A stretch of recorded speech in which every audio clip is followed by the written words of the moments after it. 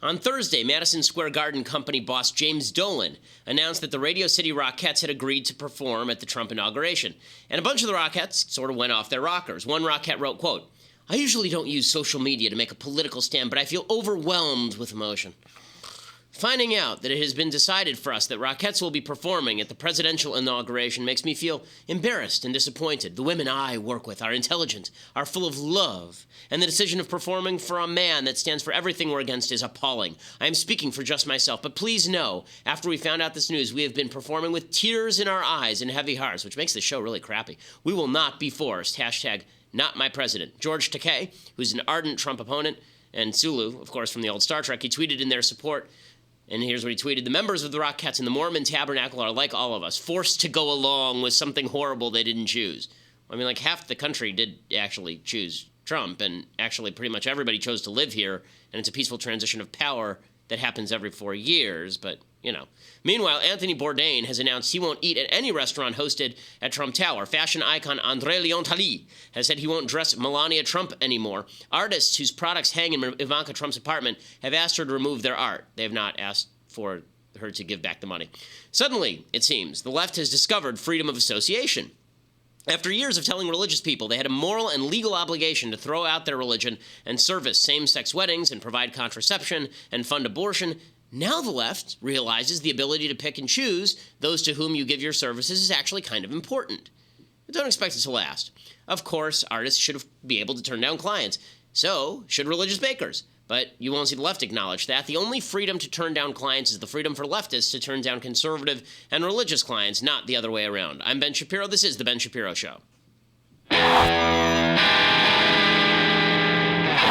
All right, tons to get to here today on the very last Ben Shapiro Show broadcast of the year. And then we're on a long break, actually, because we're out next week for Christmas, because you Christians, and then we're out the following week because of me, because I'm going on vacation with my wife. So it's going to be a long break. So enjoy this one. Savor every last delicious morsel of knowledge and information, of humor and insight that comes to you courtesy of this right here, this big brain. But first, you have to say hello to our advertisers over at Ring.com. So if you are concerned about burglary, I know I am, actually. My wife is kind of paranoid about burglary. We've had some security issues in the past. Ring.com makes sure that you don't have a lot of these security problems anymore, because most burglaries are not just somebody breaking into your house. They usually happen when somebody rings the doorbell, and then they realize nobody's home, and then they break into your house. Well, the Ring.com system, it has a camera on it. They ring the doorbell, and you can pick up and say that you're at home no matter where you are. You can see who's there without actually being at home.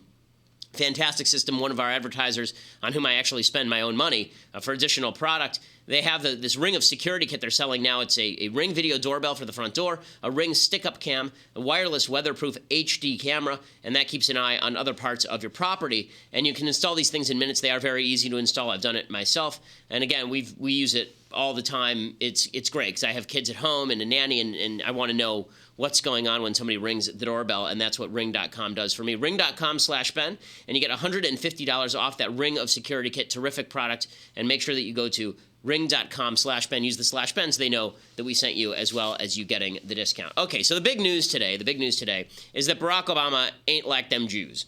He's not fond of the Jewish state. He thinks that the Jews are apparently troublesome in the Middle East. This is nothing new. I'm old enough to remember when I appeared on Fox News in 2014 and said this was a Jew-hating administration because they were attempting to cut off weapons supplies to Israel in the middle of their war against Hamas. Well, today, Obama has revived originally Egypt-pushed UN resolution that was designed to undercut Israel's claims to really exist in the Middle East. This UN resolution is now about to be voted on at the UN Security Council, and Barack Obama is the guy who decided to bring it to fruition because he signaled to everybody that the United States would abstain. Now, the United States has always had Israel's back at the UN Security Council, even during some of the early Obama years. But they no longer do, and it's been clear for a while that Obama despises Israel and sees Israel as a moral and as a foreign policy threat, a regional threat to peace in the Middle East.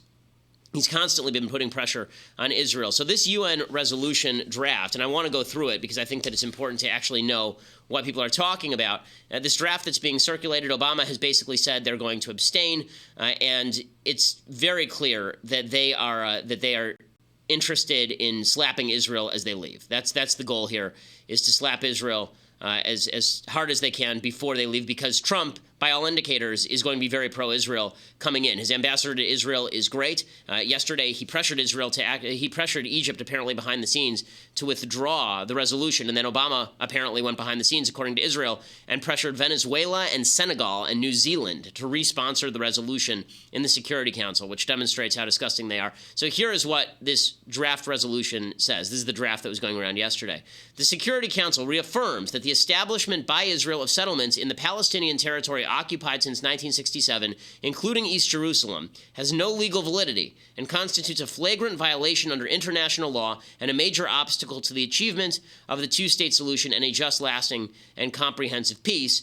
Reiterates their demand that Israel immediately completely cease all settlement activities in the occupied Palestinian territory, including East Jerusalem, and that it fully respect all of its legal obligations in this regard.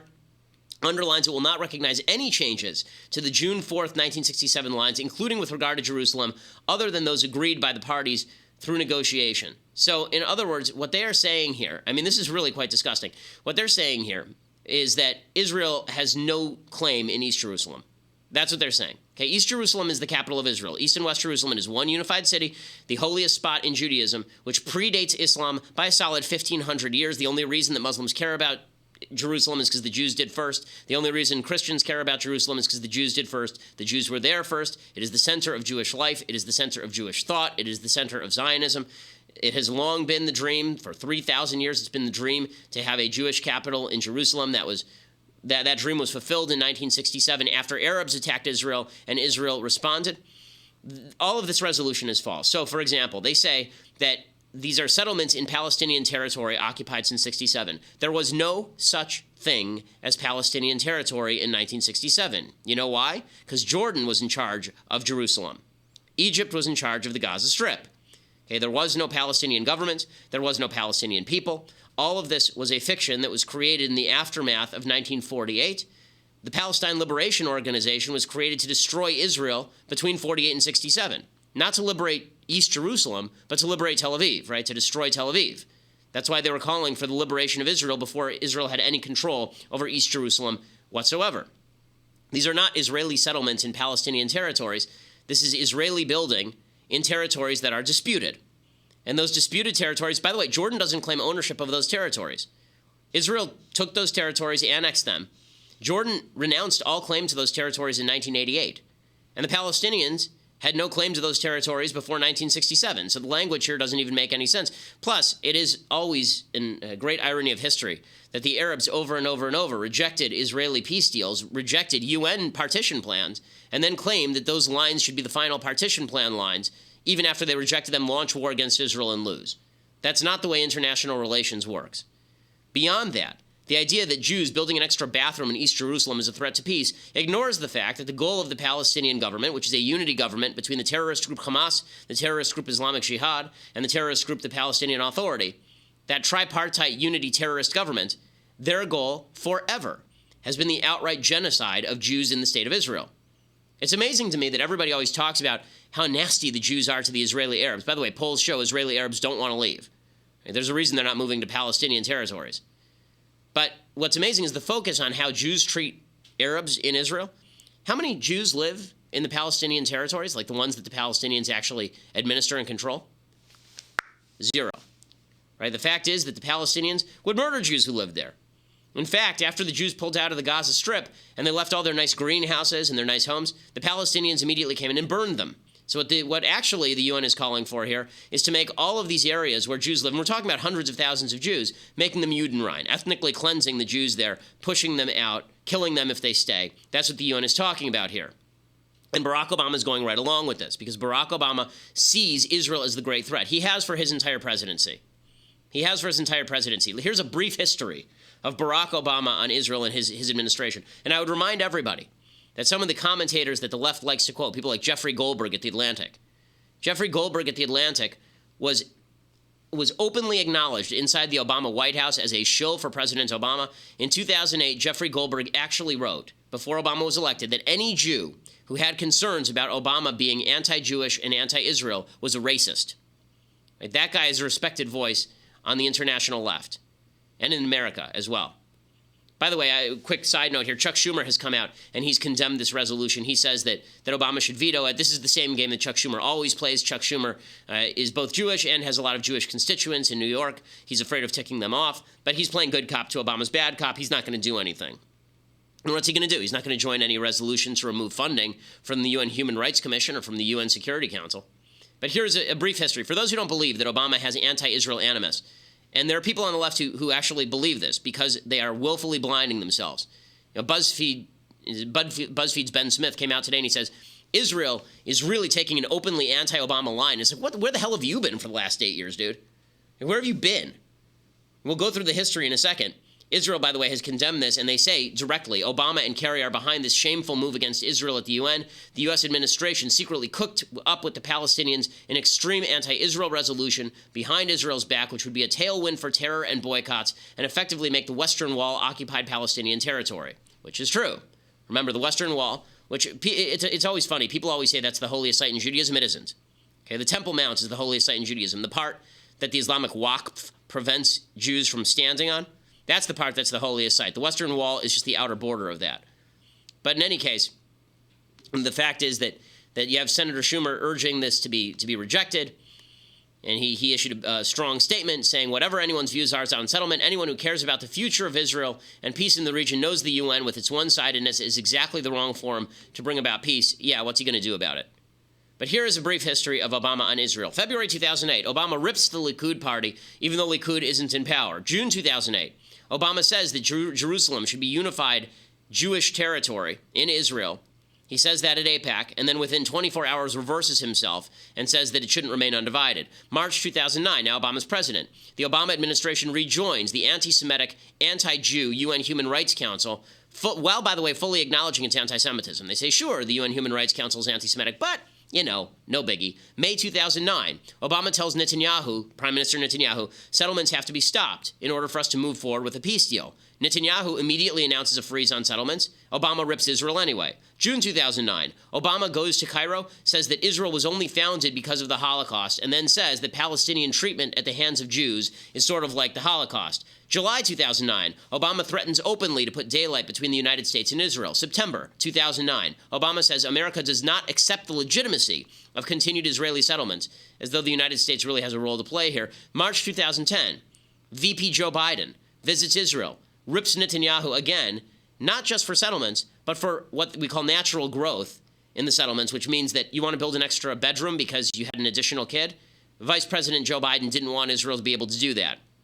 Hillary apparently calls up Netanyahu. She's then Secretary of State. She calls up Netanyahu and screams at him for an hour on the phone. Later that month, when Netanyahu visits the White House, Obama forces him to leave through a side entrance. June 2010, a U.S. defense source leaks and kills Israel's plans to work with the Saudis to strike the Iranian nuclear facilities. May 2011, the State Department labels Jerusalem not a part of Israel. My niece, who was born in Jerusalem, currently her passport just says Jerusalem. They refuse to put Israel on it, even though Jerusalem is the eternal capital of the Jewish people. And again, the only reason anyone gives a rip about Jerusalem is because of the Jews. November 2011, Nicolas Sarkozy's caught on a hot mic telling Obama, quote, about Netanyahu, I can't stand him, he's a liar. And Obama says, you're tired of him? What about me? I have to deal with him every day. December 2011, Israel compares Israel to Iran. Hillary compares Israel to Iran. February 2012, Secretary of Defense Leon Panetta kills a potential Israeli strike on Iran by talking about it openly with the Washington Post. March 2012, the Obama administration leaks plans for Israel to work with Azerbaijan to strike the Iranian nuclear facilities, killing the deal. June 2012, the Obama administration leaks that Israel was behind the Stuxnet virus, which was designed to kill Iran's nuclear program. December 2012, Hillary Clinton says Israel has a lack of empathy for Palestinians and calls them an oppressed people. March 2013, Obama, are you getting a message here? Maybe Obama isn't fond of the Jewish state. You getting that?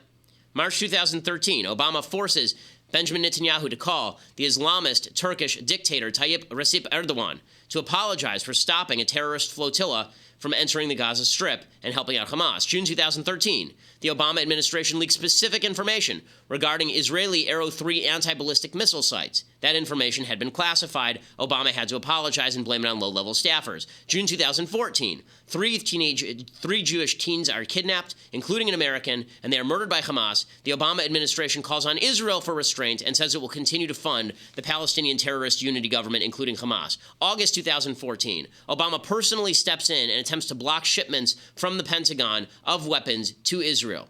October 2014, Jeffrey Goldberg releases an article quoting Obama officials calling Prime Minister Netanyahu a chicken bleep. January 15th, 2015, Obama deploys his campaign team to defeat Netanyahu in Israel. And finally, of course, Obama attempts to sign this Iranian nuclear deal, which endangers Israel's very existence. So yes, this has been a long time coming. Of course, Obama on his way out slaps Israel because he sees Israel as a Western imperialist outpost in historically Muslim lands. And he wants to see it go down in flames while simultaneously making Iran a regional power. There is no other reason to do this. This resolution achieves the desired impact of allowing momentum to attempted boycotts of Israel. It achieves the desired impact of providing a basis, a logical basis, for Arabs to murder innocent Jews. It's disgusting on every level. And I have to make a statement about the timing here.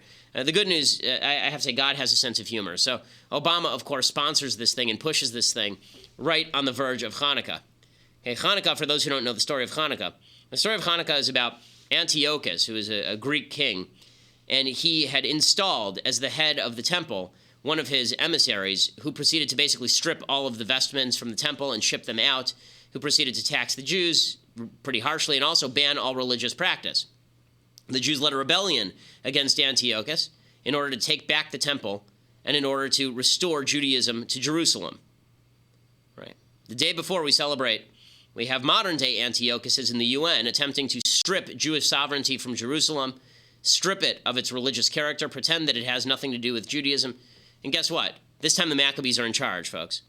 Okay, the Jews are not giving up Jerusalem. The Israelis are not giving up Jerusalem. And no matter what a bunch of pathetic, disgusting dictatorships. I mean, it's Senegal and Venezuela sponsoring this thing. Venezuela, they're literally shooting dogs in the streets to eat them because it is a socialist dictatorship. And Senegal, right now, is threatening openly to invade its neighbor. Does the UN Security Council do anything about that? Of course not. Instead, they look at this resolution that is sponsored and they attempt to push it against Israel. Don't worry. God stands with the Jews when it comes to standing up for Judaism in Jerusalem. And Israel is not going to cave on anything like this. By the way, for people who claim that the UN has any moral legitimacy, all I can say is Lindsey Graham is in favor of, if this resolution is passed with U.S. abstention, Lindsey Graham says that we should withdraw all funding from the UN. If that's the result, I'm in favor of the resolution. Anything that results in funding being withdrawn from the UN, I can live with. The UN has always been a Jew-hating bastion. There are 193 countries in the UN. Well over 50 of them are Muslim dictatorships. That doesn't even include all of the various foreign dictatorships that ally with the Muslim dictatorships, border the Muslim dictatorships, or are anti-Semitic in their own right, like some of the countries of Europe.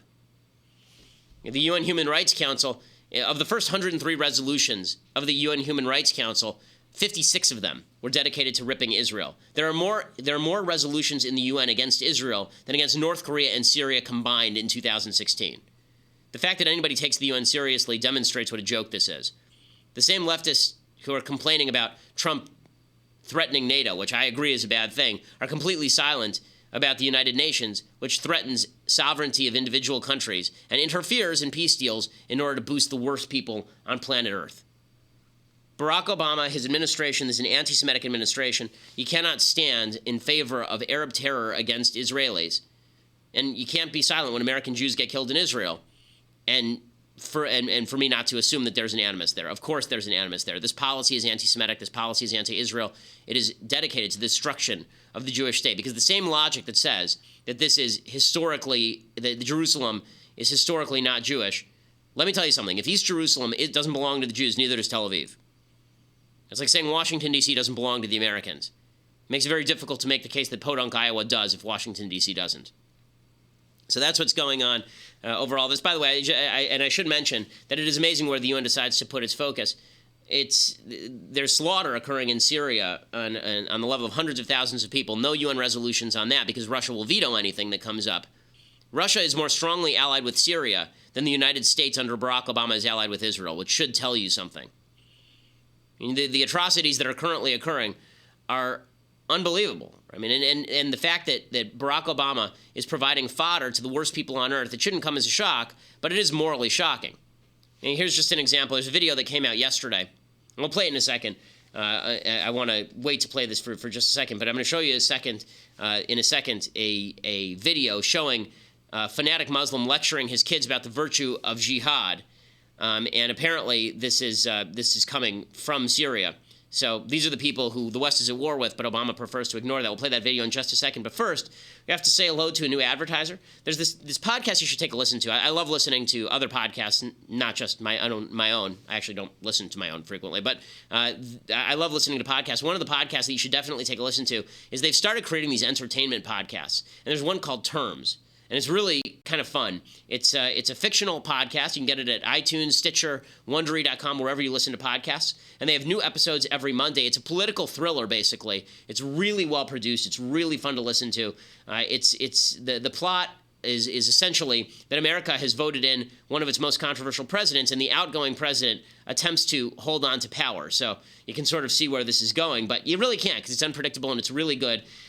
Direct listeners can subscribe at least 3 times. I think right now, if you are a direct listener and you subscribe 3 times right now, you can get a discount if you have to pay for that. I don't think you have to pay for it, actually. I think this is free. So new episodes drop every Monday. Check that out. And it's called Terms again. The URL is smarturl.it/termssp.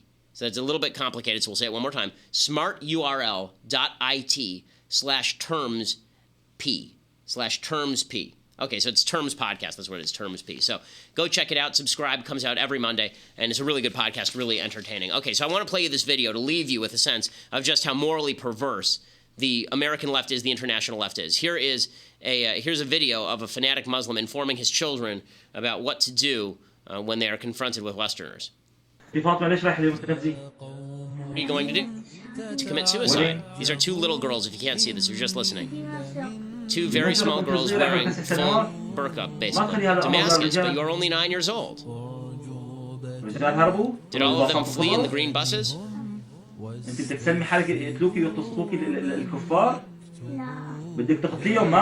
going to kill them. What did he say? But don't worry, the real focus here has to be on Israel. Clearly the focus has to be on Israel.